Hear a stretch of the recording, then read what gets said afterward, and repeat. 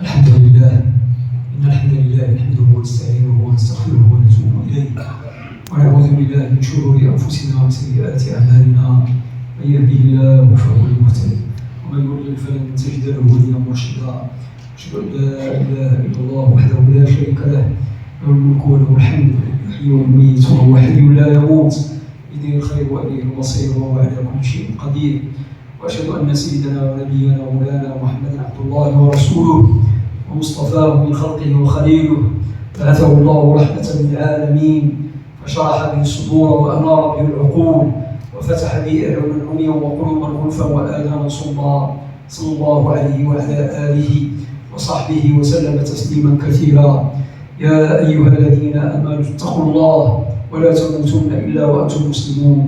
يا أيها الذين آمنوا اتقوا الله وقولوا قولا سديدا يصلح لكم أعمالكم ويغفر لكم ذنوبكم، ومن يطع الله ورسوله فقد فاز فوزا عظيما.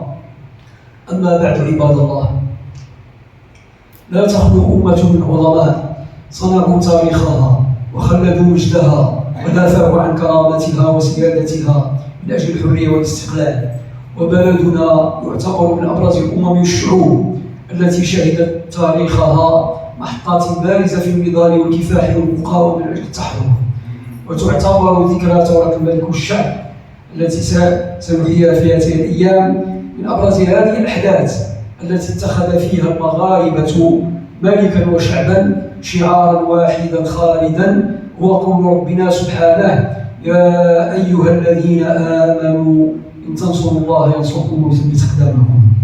فنصرة الله تعالى مضمونة وهي مشروطة. مش أي واحد قال أنا لله، شروط ثابتة مشروطة.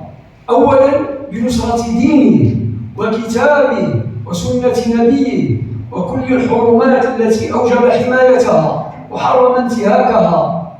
وعلينا هنا أن نتأمل أولا وعد الله تعالى لعباده المؤمنين بالنصر لقوله جل علاه: وكان حقا علينا نصر المؤمنين. وبهذا تشبت المغاربة يقينا في الله بإنجاز وعده.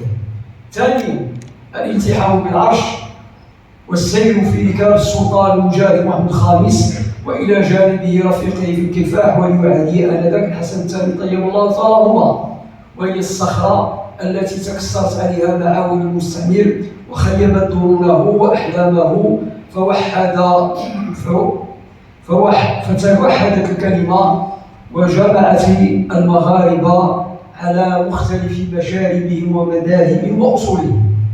ثالثا عدالة القضية، فالمغاربة في دولة الملك والشعب يناضلون من أجل حقوقهم المسلوبة ومن أجل كرامتهم وعزة وطنهم من بين الأوطان، رافضين كل شيء من أشكال البذل والخروج.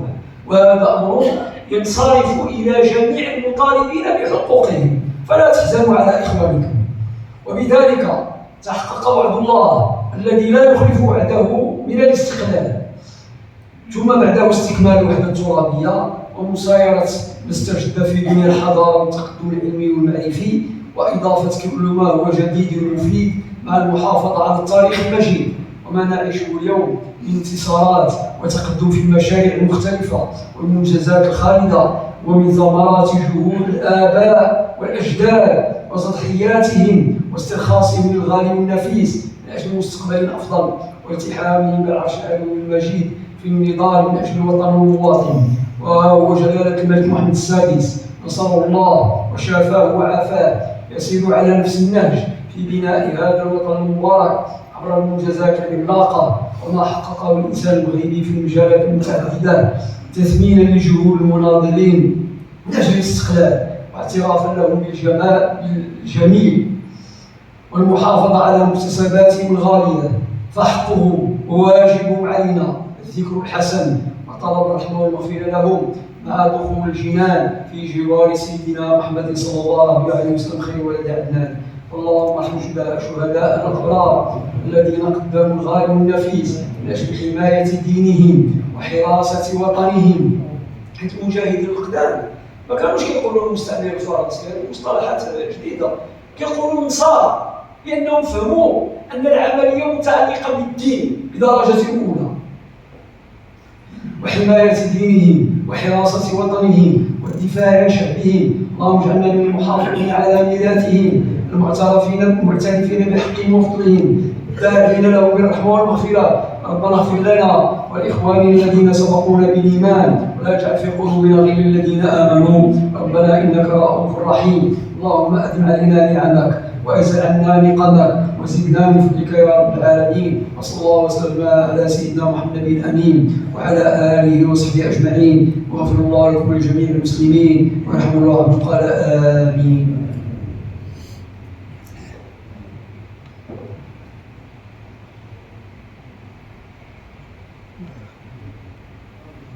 الحمد لله الذي لا ينبغي الحمد إلا له. الصلاة والسلام على سيدنا محمد خاتم النبوة والرسالة وعلى آله وصحبه ومن والاه. اللهم صل على سيدنا محمد بلا حد ولا عدد صلاة قوة ومدد تحفظ لنا بها الروح والجسد والمال والأهل والولد فلا يؤذينا أحد. وعلى آله وصحبه بسر قل هو الله أحد الله الصمد لم يلد ولم يولد ولم يكن له كفوا أحد. معشر الذاكرين، ثم تأتينا بعد ذكرى ثورة الملك والشعب ذكرى عيد الشباب، وهي الذكرى التي تؤرخ لميلاد مولانا أمير المؤمنين حفظه الله وشفاه وعافاه. وهذا تذكير للمسلم على أن يغتنم شبابه قبل هرمه. فما حررت الأوطان ولا بنيت الحضارات ولا خلدت الأمجاد إلا على أيدي الشباب، كما قال ربنا سبحانه إنهم فتيتنا آمنوا بربهم وزدناهم هدى. مدحهم الله تعالى لكونهم فتية قبلوا الإيمان ونصروه وهاجروا من أجله. وهذا مولانا رسول الله صلى الله عليه وآله وسلم قد نبهنا إلى ضرورة رعاية الشباب وتعهدهم والعناية بهم، حيث قال عليه الصلاة والسلام أوصيكم بالشباب خيرا فإنهم أرق أفئدة. رواه الترمذي. وقال أيضا عليه أفضل الصلاة وأزكى التسليم لقد بعثني الله بالحنيفية السمحة فحالفني الشباب وخالفني الشيوخ.